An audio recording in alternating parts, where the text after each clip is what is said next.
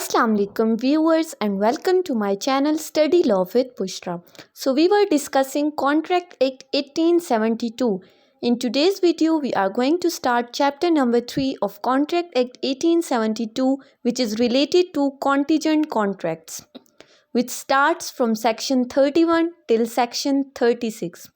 But before starting my discussion, I request you all to please subscribe to my channel and don't forget to press the bell icon for latest updates. Do share this video with your friends and fellows and don't forget to comment your feedback. Contingent contract.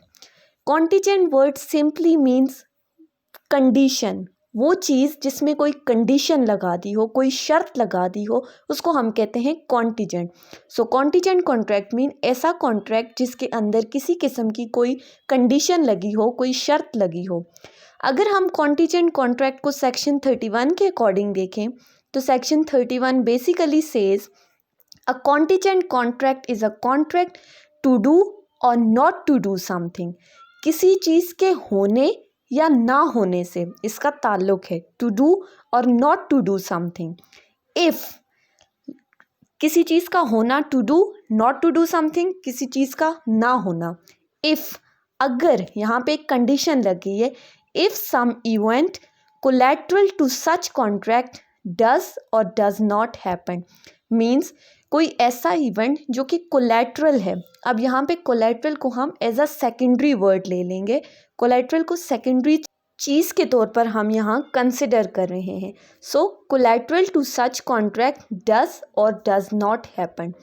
सो अगर हम contingent contract को इस definition के according देखें तो contingent contract simply means ऐसा contract जो किसी इवेंट के होने या ना होने पे डिपेंड करता है. सो ये डेफिनेशन थोड़ी सी आपको कंफ्यूजिंग लग रही होगी. सिंपली हम ये कहते हैं कि कॉन्टिजेंट कॉन्ट्रैक्ट ऐसे एग्रीमेंट्स होते हैं जिनमें सर्टेन कंडीशंस कुछ स्पेसिफिक रिजल्ट्स की सूरत में, कुछ स्पेसिफिक आउटकम्स की सूरत में हमारे पास सामने आती हैं.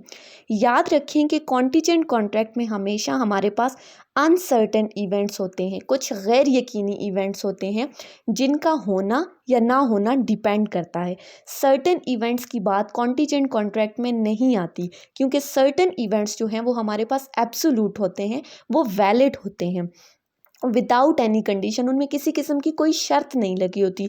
जबकि कॉन्टिजेंट कॉन्ट्रैक्ट की जब बात आती है तो इसमें पहली चीज़ ही कॉन्टिजेंसी आती है, कंडीशन आती है, किसी किस्म की कोई शर्त आती है. अब एग्जाम्पल के थ्रू हम समझते हैं. ए और बी दो पार्टीज़ हैं एक कॉन्ट्रैक्ट की. ए और बी आपस में ये एग्रीमेंट करती हैं. ए बी को कहता है कि वो उसे ₹10,000 देगा. किस कंडीशन पे? अगर बी का हाउस जल जाता है. इफ़ बीज हाउस इज बर्न.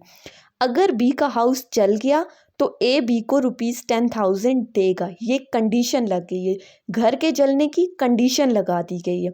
अब ये चीज़ घर का जलना हैपनिंग और नॉन हैपनिंग है. मतलब घर जल गया तो ए बी को ₹10,000 देगा, नहीं जला तो कंडीशन वहीं पे ख़त्म हो जाएगी. वो कॉन्ट्रैक्ट वैलिड नहीं रहेगा. जब कॉन्ट्रैक्ट के अंदर से कंडीशन ख़त्म होगी तो it won't be called a contingent contract. So that was all about contingent contract. I hope कि ये लेक्चर आपको अच्छे से समझ में आया होगा और कॉन्टिजेंट कॉन्ट्रैक्ट की डेफिनेशन भी आपको समझ में आई होगी.